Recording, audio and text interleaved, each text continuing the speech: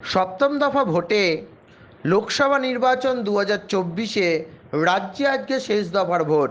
শেষ দফার ভোটে নিজের ভোটদান দিলেন ঘাটালের প্রার্থী তৃণমূলের দেব। তিনি আজকে নিজে ভোটদান দিলেন এবং ভোটদান দিয়ে সাংবাদিকদের মুখোমুখি হয়ে কি বললেন শুনে নিন আপনারা।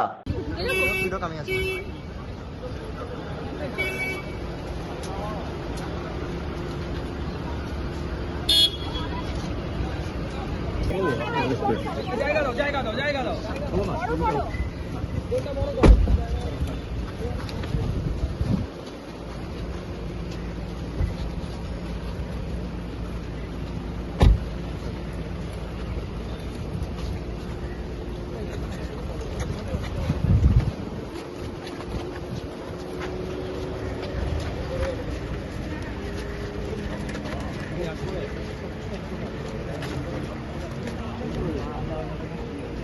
ভিতরে তো ফটোগ্রাফার রয়েছে, কেন যাও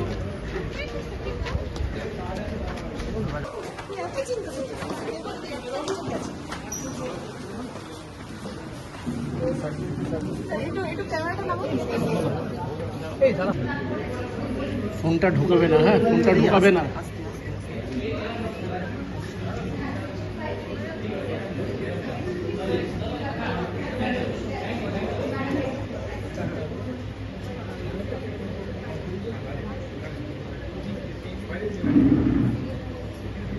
আবার আরে ক্যামেরা এই দাদা মাথাটা এই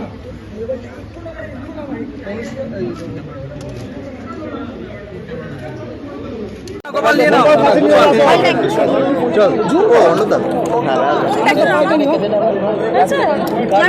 চলো যাচ্ছে আরে মনে হচ্ছে পেছনে হাওয়া কি হচ্ছে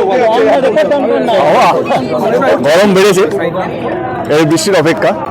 এবারে একটু মানে 4 তারিখ আবার একটু হাওয়াটা মানে গরমটা দাপটটা কমবে এবং কোথাও যেন মানুষ শান্তি পাবে এবং মানুষ কোথাও যেন ভারতবর্ষ জুড়ে এবং সেই উত্তর কলকাতায় সকালবেলা থেকে একাধিক অশান্তির খবর এসেছে, সেই বিষয়ে কি বলে? তৃণমূলের দিকে পুরো অভিযোগ।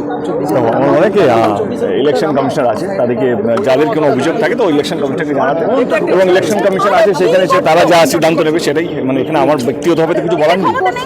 গতকাল তুমি সামনে এসো না, অনেক প্রশ্ন করছো, সামনে এসো। সরি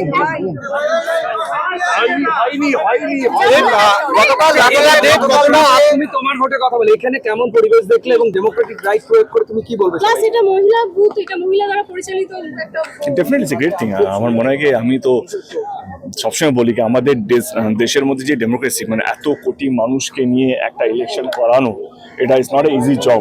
সেখানে ইলেকশন কমিশনারকে সাধুবাদ জানাই, কারণ ঠিক আছে একটা লম্বা ফেজ দিয়ে 7টা ফেজ এবং এই গরমের মধ্যে ইলেকশনটা একটা দিক, কিন্তু এত বড় ইলেকশন করানোটা মানে আমাদের মতন দেশে যেখানে এত মানে 100 কোটির মতন ভোটার্স আছে, অলমোস্ট 80 to 100 crores মতো একটা ভোটার্স আছে, তাদেরকে ভোট কেন্দ্রে নিয়ে এসে এবং এই অর্গানাইজ করাটা, মানে লাইক এজেন্ট থেকে আরম্ভ করে মিলিটারি মুভমেন্ট, সিআরপিএফ মুভমেন্ট থেকে আরম্ভ করে প্রিসাইডিং অফিসার থেকে আরম্ভ করে যে কত তামঝাম, এইটা যে এক্সিকিউট করাটা এটা সহজ নয়। তো আমার মনে হয় কি, এটা প্রথমে সাধুবাদ জানাবো ইলেকশন কমিশনার এবং তার উপর টিমকে, ভারতবর্ষের মতন দেশকে এত সুন্দরভাবে কি বলবো 7টা ফেজই হোক না কেন, কিন্তু এত সুন্দরভাবে ইলেকশনটাকে কোঅর্ডিনেট করাটা ইজ নট এ ম্যাটার। আমার তো মালা রয় এখানে মালারের উদ্দেশ্যে কি বল? তারা শাইনি ছিল না তো কাকে ভোটটা কাকে দিলাম। আমি চাই কি মালাদি জিতুক, আবার আমিও যেন জিতি, এবং আমরা লাস্ট টাইম একসাথে কালিগি ছিলাম এবং মালাদির সঙ্গে আমার খুব ভালো সম্পর্ক, এবং আমি চাই মালাদি আবার জিতুক, কারণ প্রচুর কাজ করে ভদ্রমহিলা। মালাদিকে রাতে 12টার সময় ফোন করলে তার ওয়ার্ডে তাকে পাওয়া যায়, কাউন্সিলর মালাদি যে কোনো সমস্যায় মালাদিকে পাওয়া যায়। যেহেতু কলকাতায় যেহেতু আমার অনেকগুলো লোক মানে আমাকে ফোন করে, ডিস্ট্রেস কল আসে যেখানে মালাদির হ্যাঁ না বিধানসভার মধ্যে বা মালাদি লোকসভার মধ্যে লোকগুলো পড়ে, তো তাকে আমি ডাইরেক্টলি মালাদিকে ফোন করি, দিদি এই সমস্যাগুলো আসছে তোমার এখানে, তুমি একটু দিদির সঙ্গে সঙ্গে সেটা করে দেয়। তো সেটা ডেফিনেটলি গ্রেট থিং। ববি হাকিম বলেছে 9টা লোকসভা কেন্দ্রে 9টাই ওভারঅল তৃণমূলের আজকে আমি আবার বলছি, এটা লিখে রাখুন, আমার কোথাও যেন মনে হয় 2019-এ যা তৃণমূল কংগ্রেস ফল করেছিল তার থেকে অনেক গুণ বেটার সিট ওয়াইজ এবং পার্সেন্টেজ অফ ভোটার ওয়াইসে আমরা দেখতে চলেছি। কারণ আমি পুরো বাংলা জুড়ে ঘুরেছি এবং কোথাও যেন এইবারে অন্তত বাংলা, যেহেতু আমি বাংলার বাইরে জানি তো বলতে পারবো না, যা নলেজ আছে আমার নিউজ বা পোর্টাল দেখে, ইউটিউব দেখে, কিন্তু বাংলার কথা এইটুকু বলতে পারি কি 2019-এ যা ফল করেছিল 22টা সিট, সেখান থেকে মার্জিনটা বাড়তে চলেছে, সিটের মার্জিনটা এবং পার্সেন্টেজ অফ ভোটার্সও বাড়তে চলেছে। ববি হাকিম একটু আগে বলেছে যে 9টি লোকসভা কেন্দ্রে যে আজকে নির্বাচন হচ্ছে 9টি তৃণমূল পাবে এবং অভিষেক ব্যানার্জি আগে বলেছিলেন তিনি 23টা পাবেন। তো তোমার কি মনে হচ্ছে?